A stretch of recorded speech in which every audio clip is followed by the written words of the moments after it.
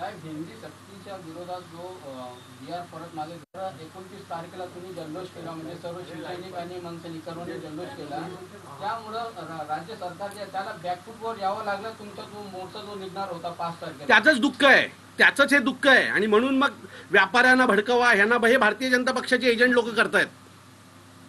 त्याचंच दुःख आहे की ते त्यांना पाठी घ्यावं लागलं, शर्म वाटायला लागले त्यांना. आणि त्यातून मग हे व्यापाऱ्यांना मोर्चे काढायला लावणं आणि आंदोलनं करायला लावणं, हे त्याच रागाच्या पोटी तयार होत आहे. तो GR रद्द करायला लागलाय ना, त्याचाच राग आहे भारतीय जनता पक्षाचा. ते जे व्यापाऱ्यांना जे बळजबरी मोर्चे वगैरे काढायला लावतात. मागणी होती की भविष्यात अशा घटना घडू नये. का घडतील? एक मिनिट, का घडतील? तुम्ही आज एवढी वर्ष महाराष्ट्रात राहता, 40 वर्ष, 25 वर्ष तुम्ही म्हणताय आम्ही महाराष्ट्रात राहतो. करोडोचे दुकानं इथं विकत घेतलेत, मोठे मोठे व्यवसाय थाटलेत.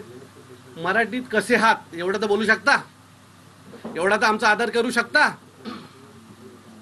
आमची तुमच्याकडनं मागणी काय की तुम्ही 4 शब्द मराठीत आमच्याशी प्रेमाने बोलावे, एवढीच आमची तुमच्याकडे मागणी आहे. तुम्हाला त्या व्यापाऱ्याचा ॲटिट्यूड ऐकलात का तुम्ही? त्यात तो काय म्हटलाय, आमच्या पोरांनी विचारलं की महाराष्ट्राची भाषा कोणती, तो बोलतो इधर सब भाषा चलता है. त्याच्यानंतर आम्ही काय करावं? गप बसावं, हातावर हात घालून बसावं का? हे बघा, आम्ही नेहमी सांगतो आम्ही आमच्या भाषेच्या बाबतीत प्रचंड कडवट आहोत. आज त्यांचे लोक जमले ना एकत्र, हे काय होतं? समाज म्हणून जमली ना काही लोक एकत्र, तेच होतं ना जे आम्ही करतोय. आम्ही भाषा म्हणून एकत्र येतो, ते समाज म्हणून एकत्र आले ना. मग आमचं कुठे चुकतं?